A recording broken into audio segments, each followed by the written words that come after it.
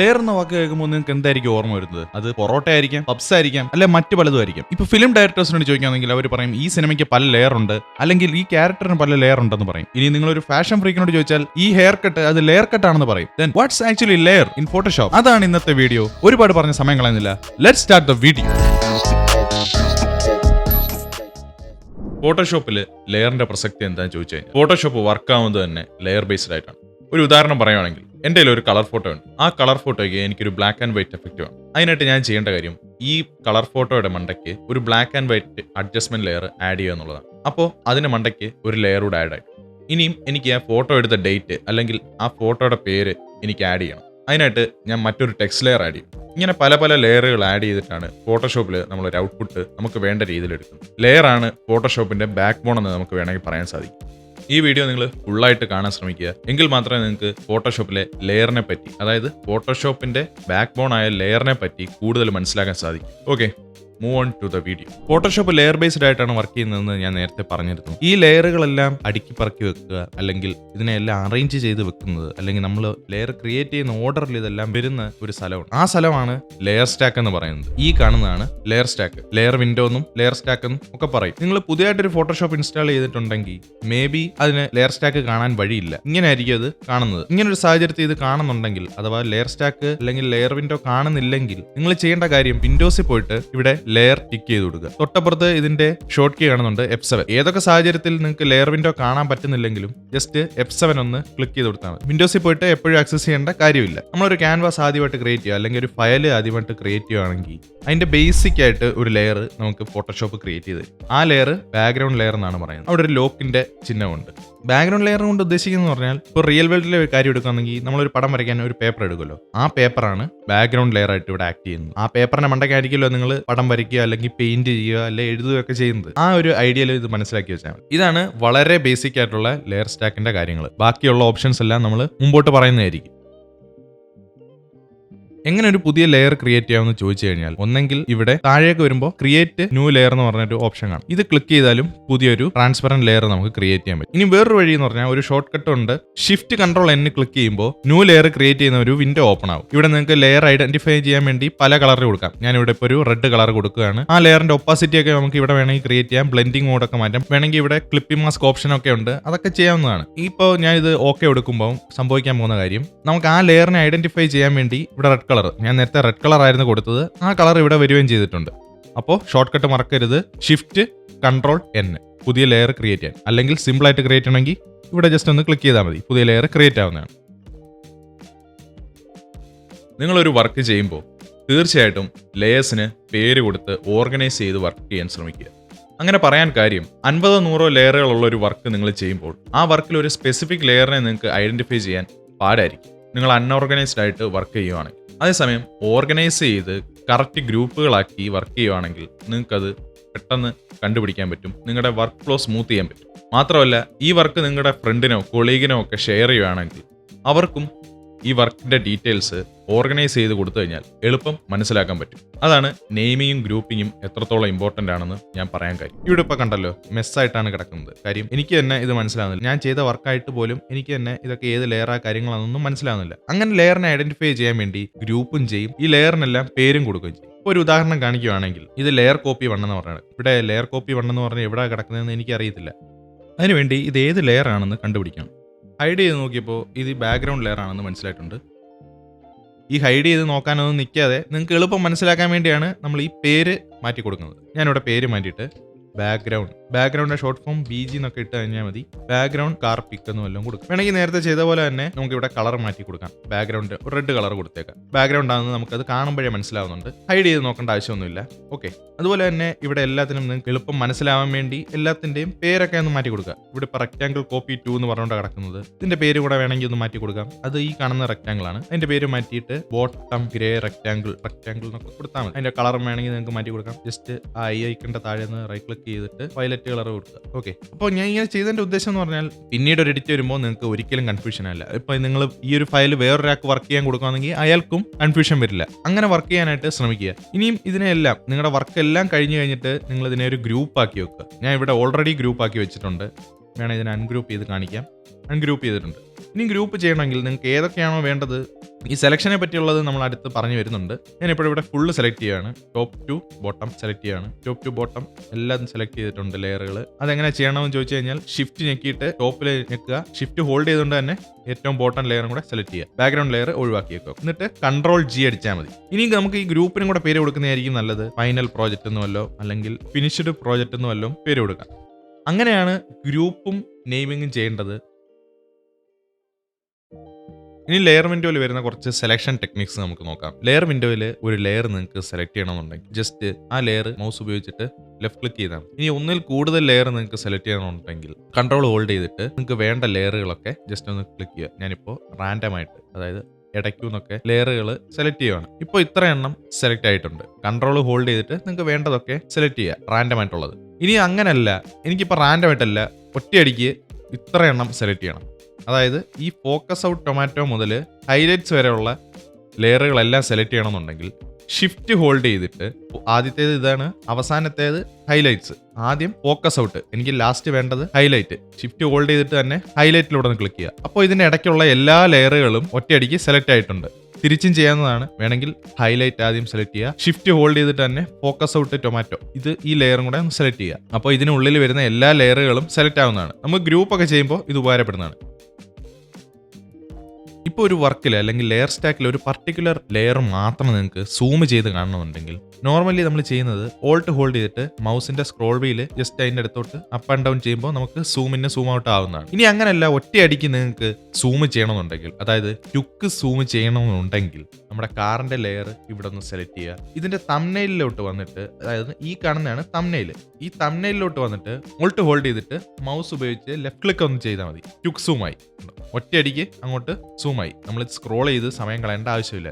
അതുപോലെ തന്നെ ഞാൻ ഒരു എക്സാമ്പിളോടെ കാണിക്കാം. എനിക്കിപ്പോൾ ഈ ടെക്സ്റ്റ് ആണ് സൂം ചെയ്യേണ്ടത്, അല്ലേ വേണ്ട, ഒരു ചെറിയ സാധനം ആയിക്കോട്ടെ. ഈ റെക്റ്റാങ്കിൾ ആണ്, ഈ ഗ്രേ റെക്റ്റാങ്കിൾ ആണ് എനിക്ക് കൊണ്ടുവരേണ്ടത്. അവിടെ ചെയ്യേണ്ടത് ഗ്രേ റെക്റ്റാങ്കിൾ എടുത്ത് പോയിട്ട് അതിന്റെ തംബ്നെയിലിൽ ഓൾട്ട് ഹോൾഡ് ചെയ്ത് ജസ്റ്റ് ഒന്ന് ക്ലിക്ക് ചെയ്താൽ മതി. കണ്ടോ, അങ്ങോട്ടേക്ക് ക്യുക്ക് സൂം ആയിട്ടുണ്ട്.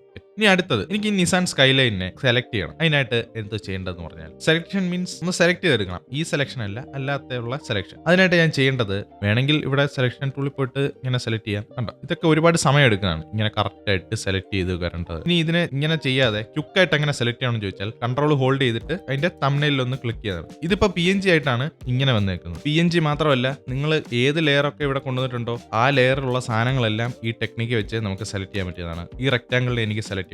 തംബ്നെയിലിൽ വന്നിട്ട് കൺട്രോൾ ഹോൾഡ് ചെയ്ത് ജസ്റ്റ് ഒന്ന് ക്ലിക്ക് ചെയ്താൽ മതി. ആ റെക്റ്റാങ്കിൾ അല്ലെങ്കിൽ ആ ലെയറിൽ എന്തൊക്കെയുണ്ടോ അതെല്ലാം സെലക്ട് ആവുന്നതാണ്. ഒരു ഓപ്ഷൻ കൂടെ ഞാൻ പറഞ്ഞുതരാം. എനിക്ക് ഈ സ്കൈലൈൻ ഇവിടെ നനങ്ങണ്ട, എനിക്കിത് കാണുകയും വേണം, എന്നാൽ ഇത് സെലക്ട് ആവുകയും ചെയ്യരുത്. അങ്ങനെ ഒരു സാഹചര്യം വന്നാൽ നിങ്ങൾ ചെയ്യേണ്ട കാര്യം, ആ ലെയർ, അതായത് സ്കൈലൈൻ്റെ ലെയർ അല്ലെങ്കിൽ നിങ്ങൾക്ക് ഏത് ലെയർ ആണോ വേണ്ടത് ആ ലെയർ സെലക്ട് ചെയ്തിട്ട് ഇവിടെ ഒരു ലോക്ക് ഐക്കൺ കണ്ടല്ലോ, ഈ ലോക്ക് ഐക്കൺ അങ്ങ് ചെയ്താൽ ഇനി നിങ്ങൾ എന്ത് മൂവ്മെന്റ് ഇതിനകത്ത് ചെയ്താലും സ്കൈലൈൻ ഇവിടെ നനങ്ങുന്നില്ല. കണ്ടോ, സ്കൈലൈനെ നമ്മൾ സെലക്ട് ചെയ്യുമ്പോൾ അതിന്റെ പുറയിലുള്ള ലെയർ ആണ് സെലക്ട് ആവുന്നത്. അതിന്റെ പുറയിലുള്ള ഹൈലൈറ്റ് ലെയർ ആണ് ഇവിടെ സെലക്ട് ആയിട്ടുള്ളത്. കണ്ടല്ലോ, ഇനി നിങ്ങൾ എന്ത് ചെയ്താലും അതിന് വർക്ക് ആവത്തില്ല. കാരണം ആ ലെയർ ഫ്രീസ് ആക്കി വെച്ചേക്കുക അല്ലെങ്കിൽ ലോക്ക് ആക്കി വെച്ചേക്കുക. ഒരു ഒബ്ജക്റ്റ് നിങ്ങൾ കാണാൻ അല്ലെങ്കിൽ ഒരു കാഴ്ച കാണാൻ വേണ്ടി നിങ്ങൾ ഉപയോഗിക്കുന്നത് നിങ്ങളുടെ കണ്ണുകളാണ്. അതേപോലെ തന്നെയാണ് നിങ്ങൾ ഒരു കാഴ്ച നിങ്ങൾക്ക് കാണണ്ടെങ്കിൽ ആ കണ്ണ് നിങ്ങൾ അടച്ചു വെക്കും. ഈ സെയിം പ്രിൻസിപ്പിൾ തന്നെയാണ് ഹൈഡിങ്ങും അൺഹൈഡിങ്ങും ഓപ്ഷനും ഫോട്ടോഷോപ്പിൽ വർക്കാവുന്നത്. ഇതിപ്പോൾ ഞാൻ ചെയ്തൊരു വർക്കാണ്. ഈ വർക്ക് ഭയങ്കര കോംപ്ലക്സ് ആണ്. ഇതിനകത്ത് നിറച്ച് എലമെന്റ്സ് ഉണ്ട്. ഈ പ്ലെയിന്, ഈ റോക്കറ്റുകൾ, ബസ്, അതിന്റെ ലൈറ്റിങ് കാര്യങ്ങൾ എല്ലാം. ഇതിനകത്തൊന്ന് എനിക്ക് ഈ ബസ്സിനെ ഒന്ന് ഹൈഡ് ചെയ്യണം. അതിനുവേണ്ടി ഈ ബസ്സിന്റെ ലെയർ ശ്രദ്ധിച്ചറിയാം, ഇവിടെ ഒരു കണ്ണിന്റെ പടമുണ്ട്. നേരത്തെ പറഞ്ഞ പോലെ ഒരു കാര്യം കാണണ്ടായെങ്കിൽ നമ്മൾ കണ്ണടച്ചു വെക്കും. ആ ഒരു ഓപ്ഷൻ തന്നെയാണ് ഇവിടെ, കണ്ണ് അടയ്ക്കുക. ഇപ്പൊ കണ്ണടച്ചിരിക്കുകയാണ്, ആ ബസ് നമുക്ക് കാണാൻ പറ്റില്ല. ആ ലെയർ നമ്മൾ ഹൈഡ് ചെയ്തു, അഥവാ കണ്ണടച്ചു വെച്ചു. കണ്ണടച്ചു വെക്കുമ്പോൾ എന്തുവാ, ഒന്നും കാണില്ല. അത് തന്നെയല്ലേ ഇവിടെ സംഭവിച്ചിരിക്കുന്നത്, ഒന്നും കാണുന്നില്ല. ഇനി അത് കാണണമെന്നുണ്ടെങ്കിൽ കണ്ണ് തുറന്നു വെക്കുക. ഇവിടെ എല്ലാം കണ്ണ് തുറന്നാണ് ഇരിക്കുന്നത്, അതുകൊണ്ട് അതെല്ലാം കാണാം. എനിക്ക് ഈ ലെയർ മാത്രം കണ്ടാൽ മതി, ബാക്കി ലെയറുകളെല്ലാം ഹൈഡായി പോകണം. അതിന് ചെയ്യേണ്ട കാര്യം, ഓൾട്ട് ഹോൾഡ് ചെയ്ത് ആ ലെയറിന്റെ ഐ ബട്ടണിൽ ഒന്ന് ക്ലിക്ക് ചെയ്താൽ മതി. കേട്ടോ, ആ ഒരു ബസ്സിന്റെ പടം മാത്രം അവിടെ നിന്നിട്ട് ബാക്കിയെല്ലാം ഹൈഡായി. ഇനി അത് പഴയ പോലെ കൊണ്ടുവരണമെങ്കിൽ ഓൾട്ട് പ്രസ് ചെയ്തിട്ട് ആ ഐ ബട്ടണിൽ ഒന്ന് പ്രസ് ചെയ്താൽ മതി. ഒന്നുകൂടെ കാണിക്കാം, വേറൊരു ലെയർ എടുത്ത് കാണിക്കാം. ഈ പ്ലെയിന്റെ ലെയർ മാത്രം എനിക്ക് കണ്ടാൽ മതി, ബാക്കിയൊന്നും കാണാൻ. ഓൾട്ട് ഹോൾഡ് ചെയ്തിട്ട് ഐ ബട്ടണിൽ ഒന്ന് പ്രസ് ചെയ്താൽ മതി, ആ പ്ലെയിൻ മാത്രം അവിടെ കാണാൻ പറ്റും, ബാക്കിയെല്ലാം ഹൈഡായി പോയിട്ടുണ്ട്. ഇനി അതിനെ തിരിച്ചു കൊണ്ടുവരാൻ വേണ്ടി, അതായത് ഈ ഹൈഡായതിനെ എല്ലാം തിരിച്ചു കൊണ്ടുവരാൻ വേണ്ടി ഓൾട്ട് ഹോൾഡ് ചെയ്തിട്ട് ആ ഐ ബട്ടണിൽ തന്നെ ഒന്നുകൂടെ ക്ലിക്ക് ചെയ്താൽ മതി, പോയതെല്ലാം തിരിച്ചു വരും. ഇനി നമുക്ക് ടൈപ്സ് ഓഫ് ലെയർ ഏതൊക്കെയാണെന്ന് നോക്കാം. ആദ്യമായിട്ട് ഞാൻ ഇവിടെ ഒരു പടം ഇമ്പോർട്ട് ചെയ്തിട്ടുണ്ട്. ഈ ലെയർ ശ്രദ്ധിച്ചറിയാം, ഈ ലെയറിന്റെ തംബ്നെയിലിൽ ഒരു ഐക്കൺ ഉണ്ട്. ഈ ഐക്കൺ സൂചിപ്പിക്കുന്നത് ഇതൊരു സ്മാർട്ട് ലെയർ ആണെന്നാണ്. ഈ ഐക്കൺ നിങ്ങൾ ഫോട്ടോഷോപ്പിൽ എവിടെ കണ്ടാലും അതൊരു സ്മാർട്ട് ലെയർ ആണെന്നാണ് അതിന്റെ അർത്ഥം. ഇനി എന്താണ് സ്മാർട്ട് ലെയർ എന്ന് പറഞ്ഞാൽ ഈ ലെയർ ഒരു പ്രിവ്യൂ പോലാണ് ഇത് ആക്ട് ചെയ്യുന്നത്. ഇതിനെ നമുക്ക് ഡയറക്റ്റ്ലി എഡിറ്റ് ചെയ്യാൻ പറ്റത്തില്ല. കാണിച്ചു തരാം. ഞാനിപ്പോൾ ബ്രഷ് ടൂൾ എടുത്തിട്ടുണ്ട്. ബ്രഷ് ടൂൾ എടുത്ത് ഇതിൽ വരയ്ക്കാൻ ശ്രമിക്കുമ്പോൾ ഇതിൽ വർക്ക് ആവുന്നില്ല. കാരണം ഇത് പിക്സലേറ്റഡ് അല്ല. ഫോട്ടോഷോപ്പിൽ ഒരു ലെയറിനെ അല്ലെങ്കിൽ ഒരു ഒബ്ജക്റ്റിനെ നമുക്ക് എഡിറ്റ് ചെയ്യണമെന്നുണ്ടെങ്കിൽ അത് പിക്സലേറ്റഡ് ഫോമിൽ വരണം. ഇത് സ്മാർട്ട് ഒബ്ജക്റ്റ് ആണ്. ഇതിൽ പിക്സൽസ് ഒന്നുമില്ല. ഇതിനെ പിക്സലേറ്റഡ് ആയിട്ട് കൺവേർട്ട് ചെയ്യുക അല്ലെങ്കിൽ രാസ്റ്ററൈസ് ആയിട്ട് കൺവേർട്ട് ചെയ്താൽ മാത്രമേ നമുക്ക് അതിൽ വർക്ക് ചെയ്യാൻ പറ്റത്തുള്ളൂ. അതെങ്ങനെ കൺവേർട്ട് ചെയ്യാമെന്ന് ചോദിച്ചു കഴിഞ്ഞാൽ റൈറ്റ് ക്ലിക്ക് ചെയ്ത് രാസ്റ്ററൈസ് ലെയർ അത് ചെയ്ത് കഴിയുമ്പോൾ ഇത് നമുക്ക് ഡയറക്ട്ലി എഡിറ്റ് ചെയ്യാൻ പറ്റും. കേട്ടോ, ഇപ്പോൾ ബ്രഷ് ടൂളൊക്കെ വർക്ക് ആവുന്നുണ്ട്. ഫോട്ടോഷോപ്പിൽ ഒരു ലെയർ വർക്ക് ആവണമെന്നുണ്ടെങ്കിൽ അത് പിക്സലേറ്റഡ് രൂപത്തിലാണ്. സ്മാർട്ട് ഒബ്ജക്റ്റ് ആകുമ്പോൾ അതിൽ പിക്സൽസ് കാണില്ല. നേരെ മറിച്ച് അത് രാസ്റ്ററൈസ് ചെയ്ത് കഴിയുമ്പോൾ അതിൽ പിക്സൽ വരും. അപ്പോൾ നമുക്ക് എഡിറ്റ് ചെയ്യാനും പറ്റുന്നതാണ്. അതാണ് സ്മാർട്ട് ഒബ്ജക്റ്റിന്റെ കാര്യം. അടുത്താണ് ടെക്സ്റ്റ് ലെയർ. ഈ ഐക്കൺ കണ്ടല്ലോ, ഈ ടെക്സ്റ്റ് എന്ന് എഴുതിയ ലെയറിന്റെ തംബ്നെയിൽ കണ്ടല്ലോ, ഒരു ടി എന്ന് പറഞ്ഞു. ഇത് നമ്മൾ എവിടെ കണ്ടാലും അതെല്ലാം ടെക്സ്റ്റ് ലെയർ ആണ്. ടെക്സ്റ്റ് ടൂൾ എടുത്തിട്ട് മാത്രമേ എഡിറ്റ് ചെയ്യാൻ പറ്റത്തുള്ളൂ. ഫോട്ടോ എന്ന് പറഞ്ഞാൽ നമ്മൾ അതിനെ എഡിറ്റ് ചെയ്തിട്ടുണ്ട്. ഈ ലെയറിനെ നമുക്ക് ടെക്സ്റ്റ് ലെയർ ആയിട്ട് തന്നെ നിലനിർത്തിയിട്ട് ഇറേസോ കാര്യങ്ങളോ ഒക്കെ ചെയ്യണമെന്നുണ്ടെങ്കിൽ ലെയർ മാസ്ക് ആഡ് ചെയ്ത് കൊടുക്കുക. ലെയർ മാസ്ക് ആഡ് ചെയ്തിട്ട് ബ്രഷ് ടൂൾ ഇപ്പൊ നിങ്ങൾക്ക് ഇറേസ് ചെയ്യണമെന്നുണ്ടെങ്കിൽ ഫോർഗ്രൗണ്ട് കളർ ബ്ലാക്ക് ആക്കിയിട്ട് എവിടെയാണോ ഇറേസ് ചെയ്ത് കളയേണ്ടത് ആ ഭാഗം നിങ്ങൾക്ക് ഇറേസ് ചെയ്ത് കളയാവുന്നതാണ്. ഇനി അതിനെ തിരിച്ചുകൊണ്ടിരണമെങ്കിൽ എക്സ് അടിച്ച് ഫോർഗ്രൗണ്ട് കളർ വൈറ്റ് ആവും, എന്നിട്ട് ഡ്രോ ചെയ്ത് കൊടുത്താൽ മായ്ച്ചു പോയ ഭാഗം അത്രയും തിരിച്ചു വരുന്നതാണ്. അതാണ് ടെക്സ്റ്റ് ലെയറിന്റെ കാര്യം. സ്മാർട്ട് ലെയറിനും ഇത് ബാധകമാണ്. ഞാൻ കാണിച്ചു തരാം. ഈ ഇന്ത്യ ഗേറ്റിന്റെ നമ്മൾ ഫോട്ടോ എടുത്തിട്ടുണ്ട്. അതിന് ലെയർ മാസ്ക് ആഡ് ചെയ്ത് കൊടുക്കുക. ഇനിയും ബ്രഷ് ടൂൾ എടുത്തിട്ട് ഫോർഗ്രൗണ്ട് കളർ ബ്ലാക്ക് ആക്കുക. ബ്ലാക്ക് ഹൈഡ് ചെയ്യും, വൈറ്റ് റിവീൽ ചെയ്യും. ഇനിയിപ്പോൾ ഇത്രയും ഭാഗം മായ്ച്ചു കളയണം. കണ്ടോ, അത്രയും ഭാഗം നമുക്ക് മായ്ച്ചു കളയാൻ പറ്റും. അത്രയും ഭാഗം മായ്ച്ചു കളയാൻ പറ്റും. ഇനി തിരിച്ചു കൊണ്ടുവരണമെങ്കിൽ ഫോർഗ്രൗണ്ട് കളർ വൈറ്റ് ആക്കിയിട്ട് തിരിച്ച് പെയിന്റ് ചെയ്ത് കൊടുത്താൽ മതി. അങ്ങനെയാണ് സ്മാർട്ട് ഒബ്ജക്റ്റിൽ നമുക്ക് ഇൻഡയറക്റ്റ് ആയിട്ട് എഡിറ്റ് ചെയ്യുന്നത്. ഇനി അടുത്തൊരു ടൈപ്പ് ലെയർ ആണ് ഷേപ്പ് ലെയർ. ഇതും നമുക്ക് ഡയറക്റ്റ് ആയിട്ട് എഡിറ്റ് ചെയ്യാൻ പറ്റത്തില്ല. ബ്രഷ് ടൂൾ എടുത്ത് വരച്ചു കഴിഞ്ഞാൽ അത് വർക്കാവില്ല. ഇതിനും ലെയർ മാസ്ക് ചെയ്തിട്ട് ആഡ് ചെയ്യാം. ഈ ഷേപ്പ് ഐക്കൺ കണ്ടല്ലോ, ഇത് എവിടെ കണ്ടാലും അതൊരു ഷേപ്പ് ലെയർ ആയിരിക്കും. അടുത്തത് ഒരു എലിപ്സ് വരച്ച് നോക്കാം, അല്ലെങ്കിൽ സർക്കിൾ അത് വരച്ച് നോക്കാം. ഷേപ്പ് ടൂൾസിന്റെ ഒരു ഡീറ്റെയിൽഡ് വീഡിയോ ചാനലിൽ അപ്ലോഡ് ചെയ്തിട്ടുണ്ട്. അതെല്ലാവരും മറക്കാതെ ഒന്ന് കണ്ടു നോക്കുക. ഷേപ്പ് ടൂൾസിനെ പറ്റി ഡീറ്റെയിൽ ആയിട്ട് അതിനകത്ത് നമ്മൾ ഡിസ്കസ് ചെയ്തിട്ടുണ്ട്. ഈ ഒരു വർക്ക് നോക്കിക്കഴിഞ്ഞാൽ ഇവിടെ റെക്ടാങ്കിളും സർക്കിളും ഉള്ള രണ്ട് ഷേപ്പ് ലെയേഴ്സ് ഉണ്ട്. ടെക്സ്റ്റ് ലെയർ ആയിട്ട് ഇവിടെ ഒരു ഫോട്ടോഗ്രാഫി എന്ന് എഴുതിയ ടെക്സ്റ്റ് ഉണ്ട്. ബാക്കിൽ ഒരു സ്മാർട്ട് ലെയർ ഉണ്ട്. ഇതിനെല്ലാം എനിക്ക് ഒറ്റ ഒരു ലെയർ ആയിട്ട് വേണം. നമ്മൾ സിമ്പിൾ ആയിട്ട് ചെയ്യേണ്ട കാര്യം ഇതെല്ലാം സെലക്ട് ചെയ്തിട്ട് റൈറ്റ് ക്ലിക്ക് ചെയ്യുക. ഇതിനകത്ത് മെർജ് ലെയേഴ്സ് ഉണ്ട്. ഇതെല്ലാം ഒറ്റ ഒരു സിംഗിൾ ലെയർ ആയിട്ട് വന്നിട്ടുണ്ട്. ഇവിടെ ഒരു പ്രശ്നം ഉള്ളതെന്ന് പറഞ്ഞു കഴിഞ്ഞാൽ നിങ്ങൾ ഇങ്ങനെ മെർജ് ചെയ്ത് കഴിഞ്ഞാൽ നേരത്തെ ഉണ്ടായിരുന്ന ലെയറുകളെല്ലാം നഷ്ടപ്പെടും. ഈ സർക്കിളും ഈ റെക്ടാങ്കിളും ഈ ഫോട്ടോഗ്രാഫി എന്ന് എഴുതിയ ലെയറുകളും അതിനെ എഡിറ്റ് ചെയ്യാനുള്ള സംവിധാനങ്ങളും എല്ലാം നിങ്ങൾക്ക് നഷ്ടപ്പെടും. കാരണം ഇതെല്ലാം ഒറ്റ ലെയറായി മാറിയിട്ടുണ്ട്. ആ ഒരു പ്രശ്നം ഒഴിവാക്കാൻ വേണ്ടിയിട്ട് വേറൊരു രീതിയിൽ നമുക്ക് മെർജ് ചെയ്യാം. ഇവിടുത്തെ ലക്ഷ്യം എന്ന് പറഞ്ഞാൽ ഈ ലെയറുകളെല്ലാം അതേപോലെ കിടക്കുകയും വേണം. ഈ ലെയറുകളെല്ലാം ഇൻക്ലൂഡ് ആയ ഒരു സിംഗിൾ ലെയറും വേണം. അതിനായിട്ട് ചെയ്യേണ്ട കാര്യം shift control Alt E press ചെയ്താൽ മതി. അപ്പോൾ നിങ്ങൾക്ക് ഇമ്പോർട്ട് ചെയ്യുന്ന ലെയറുകളൊന്നും നഷ്ടപ്പെടുകയില്ല. ഇതെല്ലാം കൂടെ ഉള്ള ഒരു സിംഗിൾ ലെയർ കിട്ടുകയും ചെയ്യും. അതാണ് അത് തമ്മിലുള്ള വ്യത്യാസം. നേരത്തെ റൈറ്റ് ക്ലിക്ക് ചെയ്ത് മെർജ് ചെയ്തപ്പോൾ നിങ്ങൾക്ക് എഡിറ്റ് ചെയ്യാനുള്ള സംവിധാനങ്ങളൊന്നും ഇല്ലായിരുന്നു. ഇപ്പം എഡിറ്റ് ചെയ്യാനുള്ള സംവിധാനങ്ങളുണ്ട്. ഇതല്ലാതെ വേറൊരു ടൈപ്പ് മെർജിങ് കൂടെ ഉണ്ട്. നിങ്ങൾക്ക് വേണ്ട സ്പെസിഫിക് ആയിട്ടുള്ള ലെയറുകൾ മാത്രം സെലക്ട് ചെയ്തിട്ട് മെർജ് ചെയ്യാനുള്ളൊരു സംവിധാനം. അതെങ്ങനെയാണെന്ന് ചോദിച്ചു കഴിഞ്ഞാൽ എനിക്കിപ്പോൾ ഈ റെക്ടാങ്കിളും എലിപ്സും ഫോട്ടോഗ്രാഫി എന്ന് എഴുതിയ ലേയേഴ്സ് മാത്രം മെർജ് ചെയ്ത് കിട്ടണം. ഈ ബാക്ക്ഗ്രൗണ്ട് വേണ്ട. അതിനായിട്ട് ചെയ്യേണ്ട കാര്യം ഫസ്റ്റ് ഇതെല്ലാം സെലക്ട് ചെയ്യുക. കൺട്രോൾ ഹോൾഡ് ചെയ്തിട്ട് വേണ്ട ലെയറുകളെല്ലാം സെലക്ട് ചെയ്യുക. നമ്മുടെ ടാർഗറ്റ് ഈ 3 മാത്രമുള്ള ഒരു സിംഗിൾ ലെയറും അത് അതേപോലെ കിടക്കുകയും വേണം. അതായത് ഈ ലെയറുകളെല്ലാം ഇൻഡിവിജ്വൽ ആയിട്ട് കിടക്കുകയും വേണം. ചെയ്യേണ്ട കാര്യം കൺട്രോൾ ഓൾട്ട് ഈ പ്രസ് ചെയ്താൽ ഉണ്ടല്ലോ, നമ്മൾ വേണ്ട പോലെ നമുക്ക് കിട്ടിയിട്ടുണ്ട്. ഈ 3 ലെയറുകളുള്ള സിംഗിൾ ലെയറും കിട്ടിയിട്ടുണ്ട്. ഈ ലെയറുകളെല്ലാം ഇൻഡിവിജ്വൽ ആയിട്ടും നമുക്ക് കിട്ടിയിട്ടുണ്ട്. മനസ്സിലായല്ലോ? സ്പെസിഫൈഡ് ആയിട്ട് നമ്മൾ ഇത് 3 സെലക്ട് ചെയ്തിട്ടുള്ളൂ. അത് മാത്രമുള്ള ഒരു ലെയർ ആണ് വന്നിരിക്കുന്നത്. ഇത് 3 ഉള്ള സിംഗിൾ ലെയർ, എന്നാൽ പഴയത് അതുപോലെ കിടക്കുകയും ചെയ്യുന്നുണ്ട്. കണ്ടോ, നമുക്ക് ഇതിനെല്ലാം എഡിറ്റ് ചെയ്യുകയും ചെയ്യാം. അതാണ് മെർജിങ് ഓഫ് ലെയേഴ്സ്. ഇനി നമ്മളിവിടെ ലെയർ മാസ്കിനെ പറ്റിയാണ് സംസാരിക്കാൻ പോകുന്നത്. ലെയർ മാസ്ക് എന്താണെന്നും അതിൻ്റെ ഒരു ഡീറ്റെയിൽഡ് വീഡിയോയും നമ്മൾ ചെയ്തിട്ടുണ്ട്. അതിൻ്റെ ലിങ്ക് ഞാൻ ഡിസ്ക്രിപ്ഷനിൽ കൊടുക്കുക, മറക്കാതെ അത് കാണുക. എന്നാലും അതിൻ്റെ ഒരു ഷോർട്ട് ഡിസ്ക്രിപ്ഷൻ ഞാൻ ഇവിടെ തരാം. എനിക്കിപ്പോൾ ഈ മണി ഹേസ്റ്റ് എന്നുള്ള ലെയറിനെ ഈ ടോക്കിയോയുടെ പുറയിലോട്ടാക്കണം.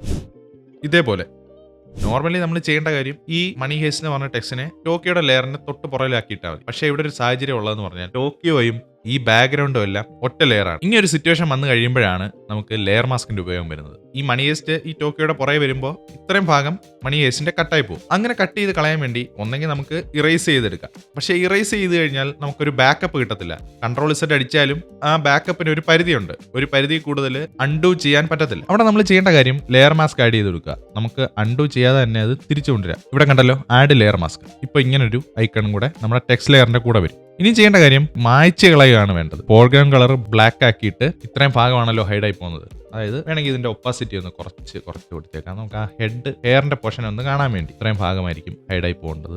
ജസ്റ്റ് ഇമാജിൻ ചെയ്ത് നോക്കുക, അത്രയും ഭാഗമായിരിക്കുമല്ലോ ഹൈഡായി പോകുന്നത്. ഹൈഡും റിവീലും ഒക്കെ ഞാൻ പ്രോപ്പറായിട്ട് ലെയർ മാസ്കിന്റെ വീഡിയോയിൽ പറഞ്ഞിട്ടുണ്ട്. അത് നിങ്ങൾ മറക്കാതെ കാണുക. അത് കണ്ടിട്ട് ബാക്കി ഇത് കണ്ടു വന്നാലും കുഴപ്പമില്ല. കാരണം ലെയർ മാസ്കും ലെയറും ഒക്കെ ഫോട്ടോഷോപ്പിന്റെ വളരെ ഇമ്പോർട്ടന്റ് ആയിട്ടുള്ള കാര്യങ്ങളാണ്. ബാക്ക് ടു ഒപ്പാസിറ്റി 100 ആക്കി വെക്കുക. ഇപ്പോൾ മണി ഹേസ്റ്റ് എന്ന് പറഞ്ഞ ടെക്സ്റ്റ് ഇതിന്റെ പുറയിലായിട്ട് വന്നിട്ടുണ്ട്. ഇനിയിപ്പോൾ ലെയർ മാസ്കിന്റെ ഉപയോഗം എന്ന് പറഞ്ഞാൽ ഇപ്പോൾ നിങ്ങൾക്ക് ഈ വൈ മാത്രം ഫ്രണ്ടിലോട്ട് ഇരിക്കണമെന്നുണ്ടെങ്കിൽ അത് ചെയ്യേണ്ട കാര്യം ഫോർഗ്രൗണ്ട് കളർ വൈറ്റ് ആക്കിയിട്ട് വീണ്ടും ആ വൈ ഒന്ന് പെയിന്റ് ചെയ്ത് കൊടുത്താൽ മതി. വൈ മാത്രം ഇപ്പോൾ കയറി നിൽക്കുന്നുണ്ട്, ബാക്കിയെല്ലാം ഹൈഡായിട്ട് നിൽക്കുന്നു. അങ്ങനെയും ചെയ്യാം. അതാണ് ലെയർ മാസ്കിന്റെ ഉപയോഗം. ലെയർ മാസ്കിന്റെ വീഡിയോ വീണ്ടും ഞാൻ പറയുകയാണ്, നിങ്ങൾ കണ്ടു നോക്കുക. ഓക്കെ, അഡ്ജസ്റ്റ്മെന്റ് ലെയറിനെ പറ്റി പറയുമ്പോൾ ഒരു ലെയറിനെ ഡയറക്റ്റ്ലി അഫക്റ്റ് ചെയ്യാതെ അതിന്റെ മുകളിൽ ഒരു ലെയർ ആഡ് ചെയ്ത് കൊടുക്കുക. ഇപ്പോൾ ഒരു എക്സാമ്പിൾ പറയുകയാണെങ്കിൽ എനിക്ക് ഈ ഫോട്ടോ ഒരു ബ്ലാക്ക് ആൻഡ് വൈറ്റ് എഫക്റ്റ് ആയിട്ട് വേണം. അതിനായിട്ട് ചെയ്യേണ്ട കാര്യം ഇതിനെ ഡയറക്റ്റ് ബ്ലാക്ക് ആൻഡ് വൈറ്റ് ആക്കാതെ ഈ കാണുന്നത് കണ്ടല്ലോ, ഒരു അഡ്ജസ്റ്റ്മെന്റ് ഇതിന്റെ മണ്ടയ്ക്ക് കൊടുക്കുക. ഇവിടെ ബ്ലാക്ക് ആൻഡ് വൈറ്റ് എന്ന് പറഞ്ഞ ഒരു ഓപ്ഷൻ ഉണ്ട്. ഒരുപാട് ഓപ്ഷൻസ് ഉണ്ട് ഇവിടെ. സോളിഡ് കളർ, ഗ്രേഡിയന്റ്, പാറ്റേൺ എന്നൊക്കെ പറഞ്ഞ് ഒരുപാട് ഡിവിഷൻസ് ഉണ്ട് ഇവിടെ. ഇതൊക്കെ നമുക്ക് ഡീറ്റെയിൽ ആയിട്ട് വേറൊരു വീഡിയോ ചെയ്യാം. ഇപ്പോൾ ഇത് അഡ്ജസ്റ്റ്മെന്റ് ലെയർ എന്താണെന്ന് മനസ്സിലാക്കാൻ വേണ്ടി മാത്രം ഞാൻ ഇവിടെ കാണിച്ചു തരാം. നമുക്ക് വേണ്ടത് ബ്ലാക്ക് ആൻഡ് വൈറ്റ് ആണ്. ഞാൻ ഇവിടെ ബ്ലാക്ക് ആൻഡ് വൈറ്റ് സെലക്ട് ചെയ്ത് കൊടുത്തിട്ടുണ്ട്. ഈ ലെയറിനെ ഡയറക്റ്റ് അല്ലാതെ ഒരു ലെയർ ഇവിടെ ക്രിയേറ്റ് ആയിട്ടുണ്ട്, black and white adjustment layer ആയിട്ട്. എന്നാൽ ഇത് ഡയറക്റ്റ്ലി ഈ ലെയറിൽ അഫക്റ്റ് ആയിട്ടുമില്ല. അതുപോലെ തന്നെ ഒരു ലെയർ മാസ്കും ആയിട്ടാണ് ഇത് വരുന്നത്. എനിക്കിപ്പോൾ ഈ ഡ്രസ്സ് മാത്രം കളർ വേണം, ബാക്കിയെല്ലാം ബ്ലാക്ക് ആൻഡ് വൈറ്റ് ആയിരിക്കണം. അതൊക്കെ നമുക്ക് ഇവിടെ ചെയ്യാൻ പറ്റും. അഡ്ജസ്റ്റ്മെന്റ് ലെയർ എപ്പോഴും ഒരു ലെയർ മാസ്കും ആയിട്ടാണ് വരുന്നത്. നമ്മൾ സെപ്പറേറ്റ് ആഡ് ചെയ്യേണ്ട കാര്യമില്ല. അത് മനസ്സിലായല്ലോ. ഇനി അടുത്തൊരു type adjustment layer Hugh and saturation. ഈ ബാക്ക്ഗ്രൗണ്ടിലുള്ള പച്ച കളർ മാറ്റി വേറൊരു കളറാക്കണം. അതിനായിട്ട് ഞാൻ ചെയ്യേണ്ട കാര്യം, ഇവിടെ ഒരു ഹാൻഡിന്റെ ഐക്കൺ കണ്ടല്ലോ, അതിലൊന്ന് ജസ്റ്റ് ക്ലിക്ക് ചെയ്യുക. അതിനുശേഷം ഇവിടെ ഒരു ഐഡ്രോപ്പർ ടൂൾ വരുന്നതാണ്. ഈ ഐഡ്രോപ്പർ ടൂള് ഈ ബാക്ക്ഗ്രൗണ്ട് ആണല്ലോ നമുക്ക് മാറ്റേണ്ടത്. ആ ബാക്ക്ഗ്രൗണ്ടിൽ ജസ്റ്റ് ഒന്ന് ക്ലിക്ക് ചെയ്യുക. അപ്പോൾ ആ കളർ ഇവിടെ സെലക്ട് ആയിട്ടുണ്ട്, കണ്ടല്ലോ. ഈ കളറിനെ മാറ്റി വേറൊരു കളറാക്കുക. അതിന് നമ്മൾ ഹ്യൂ അഡ്ജസ്റ്റ് ചെയ്താൽ മതി. ഞാനിപ്പോൾ ഇത് ബ്ലൂ കളറാക്കാൻ പോവാണ്. ഗ്രീൻ എവിടെയൊക്കെ ഉണ്ടായിരുന്നോ ആ ഭാഗമൊക്കെ ഇപ്പം ബ്ലൂ ആയിട്ടുണ്ട്. കാരണം നമ്മൾ ആദ്യം ഗ്രീനാണ് സെലക്ട് ചെയ്തത്. അത് ഗ്രീൻ ഇവിടെ സെലക്ട് ആയി. നേരത്തെ ഗ്രീൻ ഉണ്ടായിരുന്ന ഭാഗമെല്ലാം ഇപ്പം ബ്ലൂ ആയിട്ടുണ്ട്. നമുക്ക് എത്ര എക്സ്ട്രീം വേണേലും പോവാം. വീണ്ടും വേറെ മഞ്ഞ കളറൊക്കെ ആകാം, ഓറഞ്ച് ആകാം, അങ്ങനെ പല ഷെയ്ഡും കൊണ്ടുവരാം. നേരത്തെ ഗ്രീൻ ഇരുന്നിടത്ത് മാത്രം. വേറെ എക്സാമ്പിളോടെ കാണിക്കാം. സെലക്ട് ചെയ്തു. ഇപ്പോൾ ആ ഷർട്ടിൻ്റെ കളർ ഇവിടെ സെലക്ട് ആയിട്ടുണ്ട്. അതിൻ്റെ കളർ നമ്മൾ മാറ്റാൻ പോവുക. കണ്ടോ, ഷർട്ടിനെ നമ്മൾ ബ്രൗൺ കളറാക്കി വെച്ചിട്ടുണ്ട്. ഷർട്ട് സെലക്ട് ആയിരുന്നിടം മാത്രം. അതാണ് ഹ്യൂ ആൻഡ് സാച്ചുറേഷൻ. വേറെ പല ഉപയോഗങ്ങളും ഹ്യൂ ആൻഡ് സാച്ചുറേഷനും കൊണ്ടുണ്ട്. ഞാനിപ്പോൾ ഇത് നിങ്ങൾക്ക് മനസ്സിലാവാൻ വേണ്ടി മാത്രം കാണിച്ചു തന്നത്. ഇങ്ങനെ പല പല അഡ്ജസ്റ്റ്മെന്റ് ലെയേഴ്സ് ഇവിടെ ഉണ്ട്. അപ്പോൾ ഇത്രയേ ഉള്ളൂ ഫോട്ടോഷോപ്പിന്റെ ബേസിക്കുകളിലൊന്നായ ലെയറിനെ പറ്റിയുള്ളൂ. ഈ വീഡിയോ നിങ്ങൾക്ക് ഏതെങ്കിലും രീതിയിൽ ഉപകാരപ്പെട്ടിട്ടുണ്ടെങ്കിൽ തീർച്ചയായിട്ടും ചാനൽ ഒന്ന് സബ്സ്ക്രൈബ് ചെയ്യുക, വീഡിയോ ലൈക്ക് ചെയ്യുക. വീണ്ടും ഒരു വീഡിയോ ആയിട്ട് വരുന്നവരെ എല്ലാവർക്കും ബൈ.